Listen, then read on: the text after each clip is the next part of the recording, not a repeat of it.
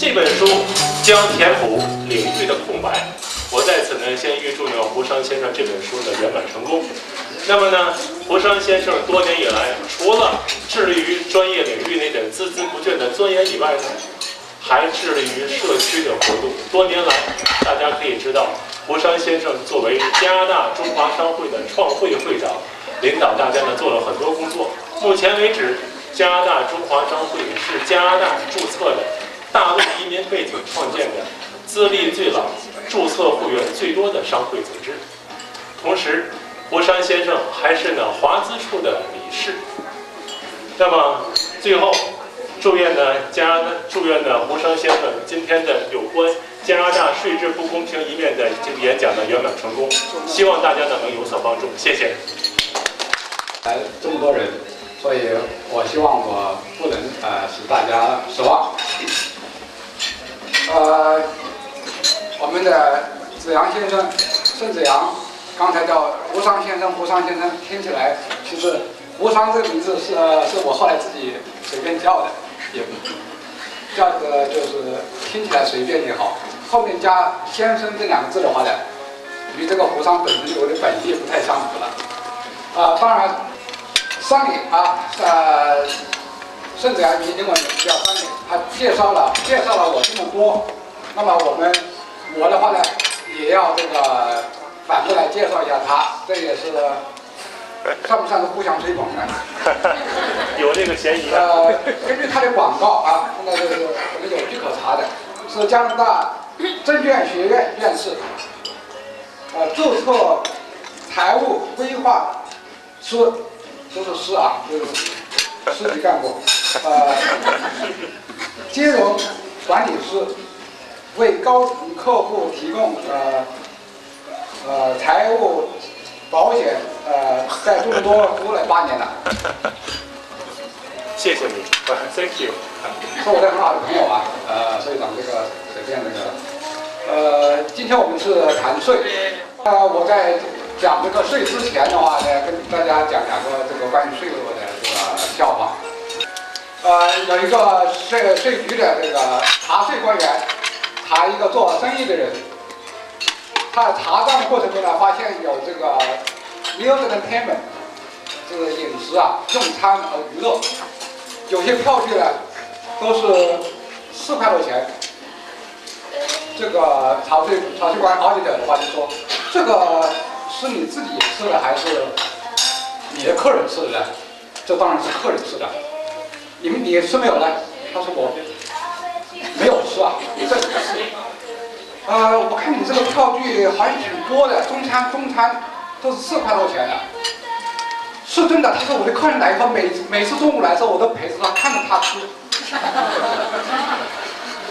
这也是一个争议吧。有人笑了，我这个还是成功的。这个鼓励下，我再讲第2个。我们的大陆人呢，经常要回国出差啊。所谓的出差的话，就是做生意，但是没有这个一些生意的这个票据支持他是做生意的。他唯一的票据呢，就是一张机票。那么税局人说，你去见什么人，有没有名片，参加什么活动，协议？他说都是谈的过程，都是现在是初级阶段。那么，那你住什么地方呢？那我就当然为了省钱住自己家里嘛。税局那说刚好你是回家探亲的。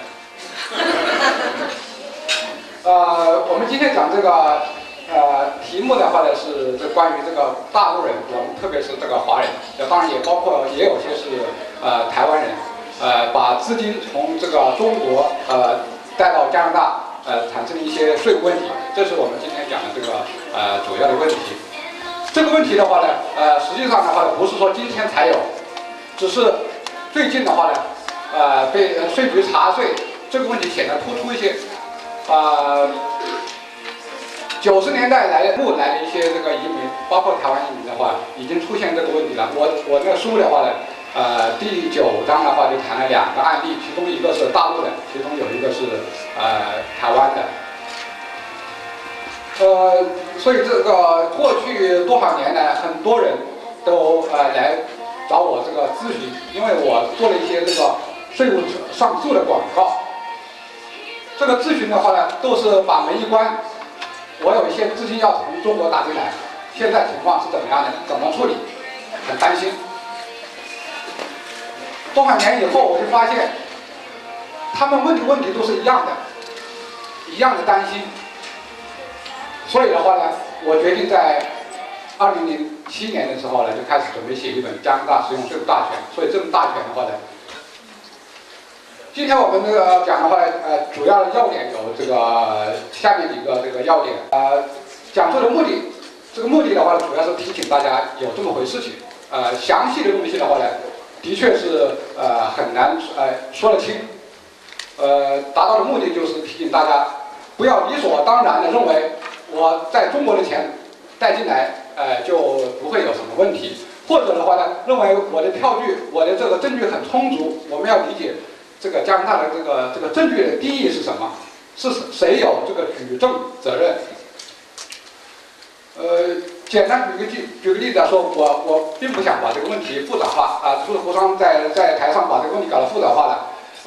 就是说，加拿大的规则是税务居民要申报全球收入，就这句话，咱们可以说几天几夜。什么是税务居民？那我这个书的第3章的话呢，整个谈的就是什么税务居民，什么是不是税务居民。这里面呢，这个居民这个概念呢，跟咱们平时理解的这个居民的概念不是一回事情。中国人、外国人到加拿大来，也可以是加拿大的税务居民。咱们入籍以后回到中国去，也是非居民。所以这个概念的话，与咱们平时所说的这个这个移民法里面的国籍法里面的这个移民是不同的概念。不公平之处，简单来说，我在广告里讲的话，就是加拿大的这个居民，我们在座的大部分都是加拿大的居民，要申报全球收入，包括在中国的收入。这一点的话的问题不是很大。它有这个不公平之处呢，有2方面构成。第2个部分的话呢，就是我们来证明这个是不纳税的收入。这一点问题，我就发现呢，问题就在这里面。多少年来，中国人、大陆人、台湾人很少过来关的，只要去法庭一看，很少过来关的。因为原因我下面会继续讲一些现金啊，它的这个中国的这个文化语言这个文件的要求和这个加拿大也不一样，所以他要的东西我们一般拿不出来。简单举例子来说，我们这个在银行里去存一笔款或取钱、开一张支票，任何一个交易可以有很多不同形式的这个文件证据来支持一个交易。那么在中国，如果你是一个现金 cash 的话呢，那你看不见摸不着，什么都没有。这就是说的这个不公平之处，因为有些钱的话呢，的确是这个不应该纳税的。但由于这个税法将举证责任强加给纳税人，使得我们有理说不清。我刚刚来加拿大学这个税法的时候，我也感到奇怪。你税局说我这个逃税了，证据在哪？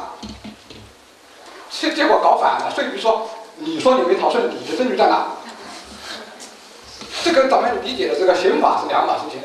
刑法说。警察说我有罪，你坐在那，你说你证明我有罪。但税法反过来，他说我说你逃税了，你这个房子就是这个逃税来的，他这句话就够了。然后呢，他就坐在旁边听你说，你说为什么你说没逃税？